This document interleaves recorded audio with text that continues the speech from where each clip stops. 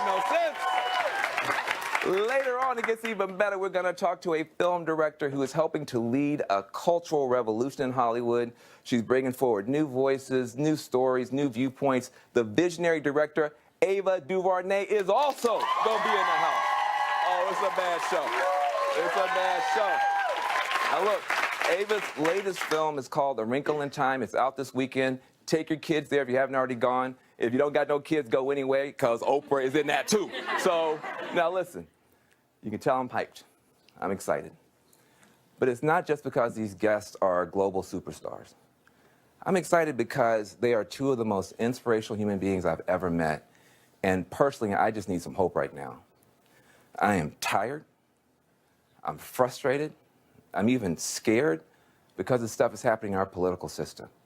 The crazy has just gotten crazier and crazier. Everybody agrees that we should protect the dreamers, but we still can't pass the bill. Everybody agrees we should do a better background check on people who want to buy bazookas and stuff, but we still can't pass a bill, not one bill.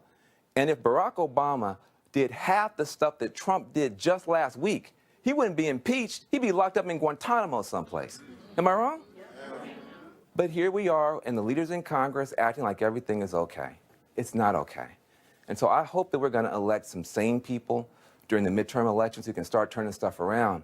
But in the meantime, the overall vibe around politics is just so negative and so nasty. I'm staying involved. I'm still in the fight. But honestly, I'm looking elsewhere for wisdom and for insight and understanding. And that's why I love talking to the cultural icons on this show so much. I just think the non-politicians could be more honest, could be more real, could be more truthful sometimes than the politicians. And it's also why on the Van Jones Show, we get out of D.C. We go to the heartland. We've been to Charlottesville, Virginia. We've been to Houston, Texas, Las Vegas, Nevada.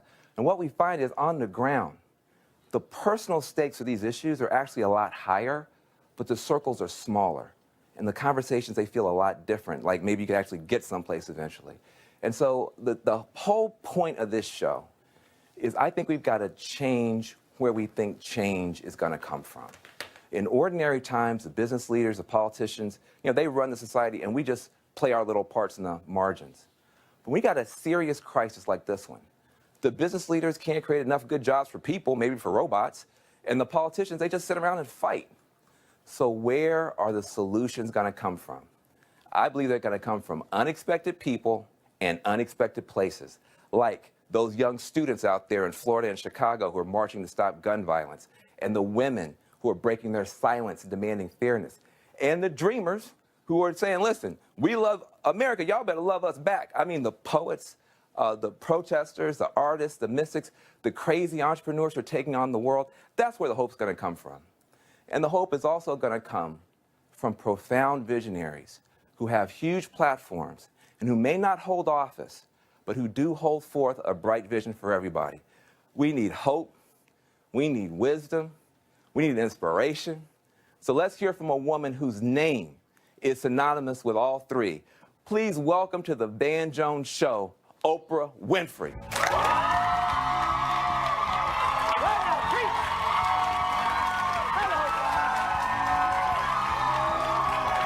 You're doing some preaching up here. Oh, my goodness.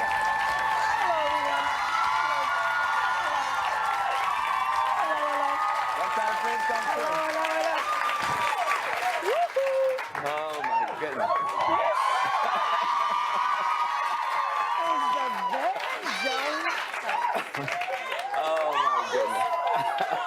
So this is what it is. Yeah. It looks like I've been watching you on television. Yeah. Do you see me tweeting I for know, you? you Yeah. tweet for me, and then Yes. I get all kinds of attention. I love it. We miss you so much. We just But we have miss you now. Well, listen, I might be able to feel like a tiny little.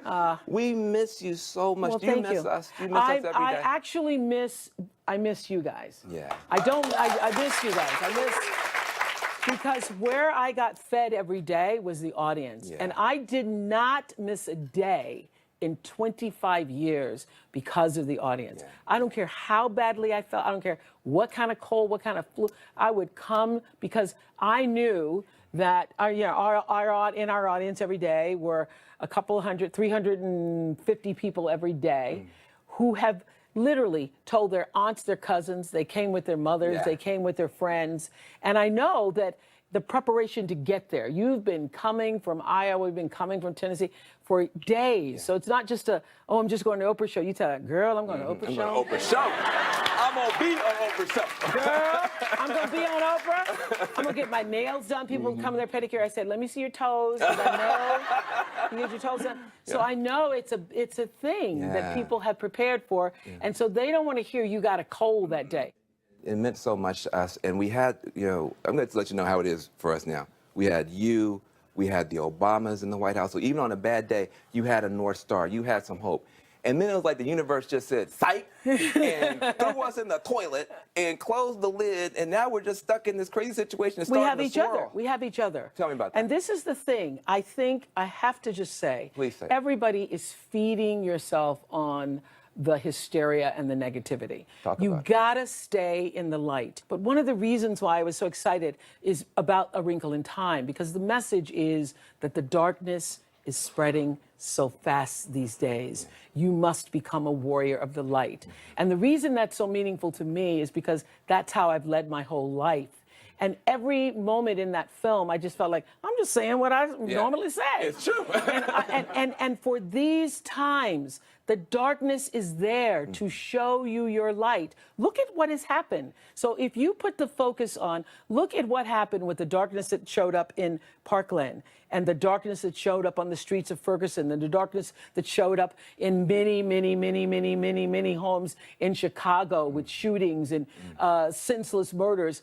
It brings out the best in people. It brings out the best. And so that's what it's there. We live on a planet where there is darkness and light. You know, one of the things, I am not running for office. So I'm not letting you go there.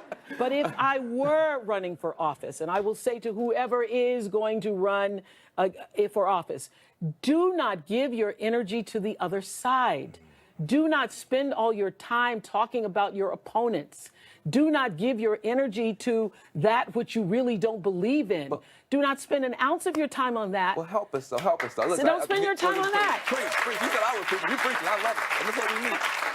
But let me just push back for a second, because, I got my love army. I go out there. I try and tell people, let's not become what we're fighting. Let's not feed what we're fighting. You know what they tell me? They tell me, shut up, Van, because we got bigots out here. We got Nazis out here. We're getting bullied. We're tired of going high. We want to go low and kick them into private parts. So there will be some people who do that, but you will not eventually win. Tell me why. And you know who knew that? Who? The civil rights workers and leaders. Those people, there was a strategy to, that's why I said to these young people from Parkland, you can't just go out there and march. There's a strategy to the marching. There's an intention. There has to be a very clear intention behind what you're doing and why you're doing it. So by the time Rosa Parks sat down on that bus, they had been planning that for a very long time. That had been coming for a long time.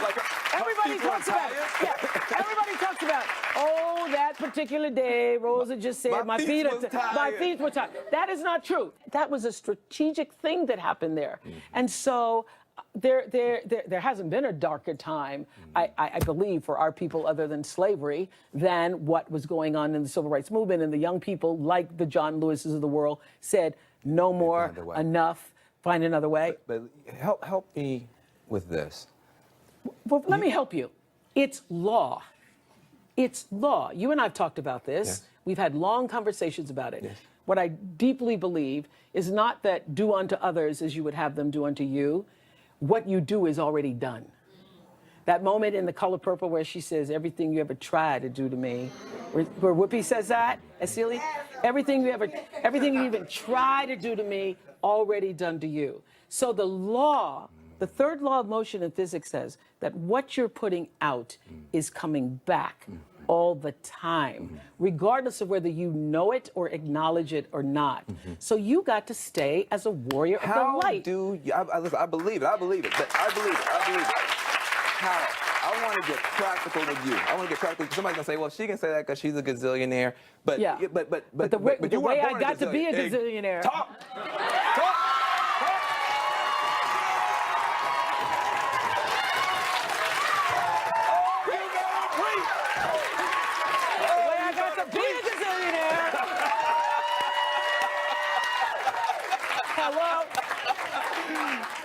because this is what I have understood for a long time. Every day, this is what I'm gonna tell you my life. You tell me how to fix it. Every day I wake up in the morning. Listen, I need help. I wake up in the morning. I'm trying to be a warrior of the light, and I reach for my cell phone and I look at it, and I just start freaking out, and I freak out the whole day. What do you do every day? What are your rituals? So I wake up in the morning. What you do? And the first thing I say is thank you. Yes. That's my first thing. Even before I'm awake, even before my eyes are really fully open, I say thank you. I can feel the gratitude, like, ooh, I'm still here. I'm in a body. Thank you so much. I thank you for that. Gratitude. And then I go through the letting the dogs out, the whole, brushing your teeth and all that stuff. And then I have either silence or prayer or something that acknowledges that I'm still here. I do not reach for that phone first. That's your problem. That's my problem. That's your problem. That's good. I understand. Yeah. I understand, but you're in the business and you want to know what's happened. Want to know what's happened. What am I going to have to respond to today? I got to get my sound bites. Let me get in it. Well, I love what you're saying, and it's. But you don't believe it. No, listen. I believe. You don't believe it because you think you can fight it head on. You cannot meet it head on and fight it. You have to transcend it. Transcend it. You have to. Yeah. Yeah. Listen, I feel like when you've been going out now, you've been talking to people. You are not only one of the best communicators in the world. Part of that is because you're one of the best listeners in the world. When you go out with the 60 Minutes and you're talking to people, what are you hearing now from folks? In other words, I think we're so divided. We're all in our own little bubbles. We're building bubbles and not bridges. You're bridging. What are you hearing? Well, you know what actually moved me so deeply was one of the first stories I saw you do. That show changed me. And I went to 60 Minutes and said, I want to do something like that. I want to be able to sit down with people who don't share the same views and see if they can sit down with other people who don't share the same views and see if we can have a conversation. Because I had an idea in my head of what a Trump supporter was based upon what I'd seen on the news. And I am telling you, honest to goodness truth, I've told you this before, you know this is true, that when I saw you walk into that home and you interviewed the family, it was a father, two sons, a wife, the woman. The Sykes family. The Sykes family. She said she didn't vote because she couldn't vote for Hillary or Trump. And they had all been Obama supporters. Two-time Obama voters. Two-time Obama. That changed the way that changed my whole perception. So I said, there is more to this than we're actually hearing and seeing. Well, look, I'm. So you influenced me deeply. I was influenced by that. I'm never speechless. My job is not to be speechless, but I'm kind of speechless right now. But that changed me too. It changed me too.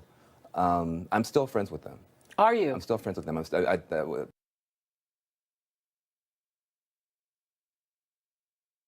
They text me encouragement. I text them back. If I'm ever in that part of the country, they come in. That our families are important and that we are a nation of families, that everybody belongs to somebody's family, to somebody's family, and to be able to find the common ground. I mean, that is just the nature of who I am, is to go in and to be a peacemaker and not a divider. Well, the thing is, I'm curious because sometimes I wonder if you... That's what you did in that piece. Well, I tried. That's what you did in that piece. But you didn't just try, you did it. Well, I appreciate that. But you did it every day. Yes. When you were the queen of the everything. Would your... Thank you for that. Thank you for that. Would your show be able to survive now? I'm so curious. Oh, for sure. Oh, for sure.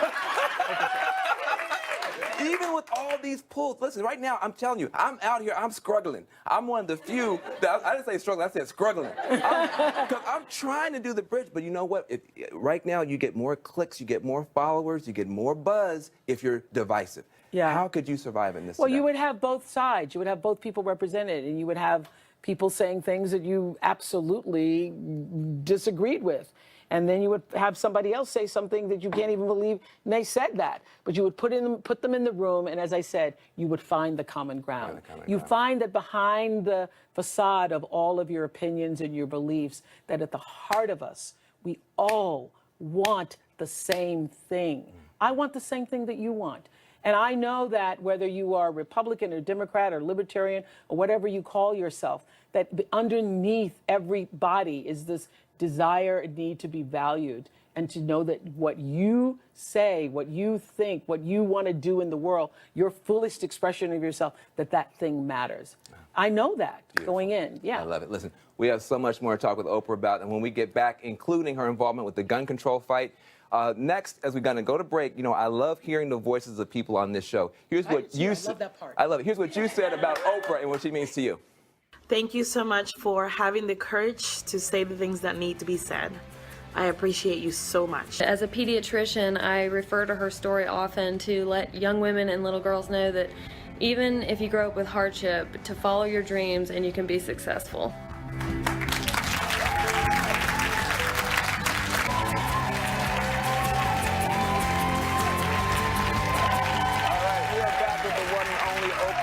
Winfrey. Hey, so, on the Van Joe Show. Look, how does that feel to you, though, really? Did you always want to have your own show? You know, I always wanted to be able to make a difference. I didn't know if I would be able to have a show. You know, it's, I'm interviewing you. You're trying to trick me. Okay, hold on a second. They said you were going to do that, too. Okay, look, I'm supposed to ask you questions. So, listen. You're somebody, I mean, I'm from Tennessee. You grew up in the South. I just want to know, though, are you living the dream? Like when you look out and right now I'm living the dream. I mean, right here. Yeah. No, I thought you were living the dream with Jay-Z. That's pretty good. He was really amazing. good. People have come, like yourself, and said, listen, I want you to be able to put something positive on the air. And it's been beautiful. Speaking of beautiful stuff, it must be beautiful to be a billionaire and famous. So I want to ask you a question. See, that was a segue. That was a segue. Yeah. So let me ask you this question, honestly. So you're now both rich and you're famous. Mm-hmm. And I'm curious, because most people are neither one and want to be both.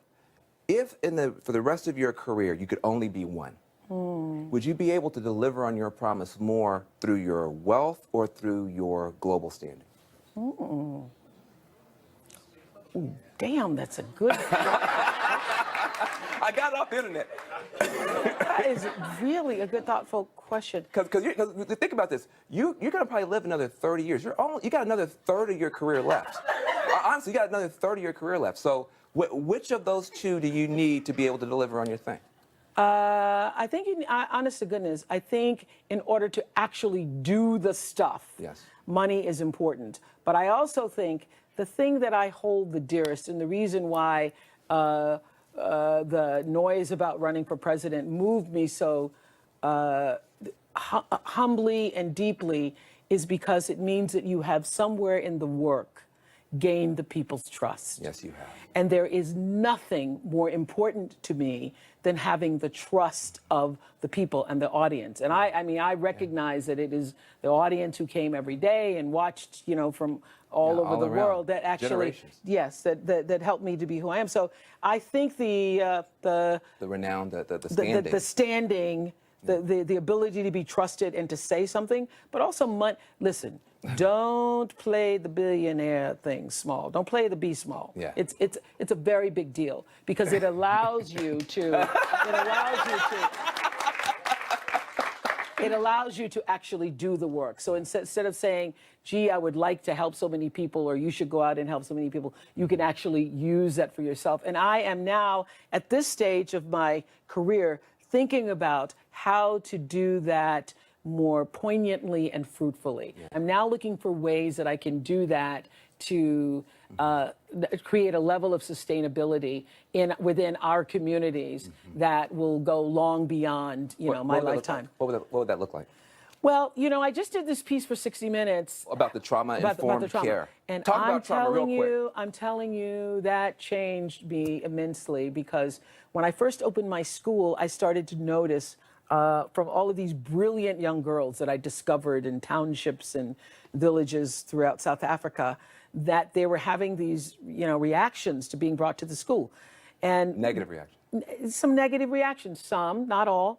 And Dr. Bruce Perry, who I just interviewed last weekend, said they're suffering from PTSD. And people who've been raised in traumatic, poverty, deprived situations come out with trauma that they don't even know that they have. So people don't understand, why don't you pay attention when you're in school? Because you've learned to disassociate, which disassociation is a good thing if you're a kid and somebody's yelling and screaming at you all the time. But when you get to a classroom and you need to pay attention, when things get uncomfortable, you disassociate. You know, that trauma-informed care is so important, and we're trying to get So that I know into I'm going to schools. be spending a lot of my time on energy that. and time and money helping people who have gone through those kinds of circumstances Well, to evolve. No good deed goes unpunished, though. Yeah. You know, so when you've been helpful to to that school with those beautiful young women in South Africa, then people in Chicago say, we want an Oprah school. Yeah. How do you process that when people? Well, this is the thing. I have a very big life, and I accept that, Jesus. Thank you, Black baby Jesus. Thank you. I have a big life. That's gonna be a meme, but go ahead. Okay, Black baby Jesus. Thank you so much. But so that means when things happen to me, things happen in big ways. Good they things do. happen, and so all my mistakes end up on the CNN crawl. I say if I do something wrong. So you have to decide for yourself. So when I first started making money, I was one of those people who thought, I gotta, every time somebody asks me, I gotta, yeah. So You go crazy. You go crazy. You have to look within yourself. What do you want to do? That means family members, because you get a lot of cousins. Cousin, you didn't know you had. Wait a minute. When you get the Van Jones show, all of a sudden you get cousins calling you. So you decide for yourself. Yeah. And so I have, I've given away so much that people don't know, because most of the time you don't hear about the people that I've helped. So people complain about what I did or didn't do. Y'all don't know me. Don't know. You don't know me. I do. Yeah. I do, and let God God does. know So it. I don't have any. Let me get one more. I have all of that very much in check. One, Very much in check. one of the. You have no idea. Yeah. I will just tell you this. For example, like whenever there's a big hurricane or a big tragedy or something, what I like to do, and I literally did it, I find reporters to find people in the communities. And so during the hurricane in Houston, and there have been many other places where I will just call up people, the people in the shelters, and I'll find their number. And I say, hi, this is Oprah. And I want to help you. And they go, that's Oprah. Don't tell nobody. Don't tell nobody. Keep it I'm going to quiet. help you. You know, Prince was that way too. Yeah.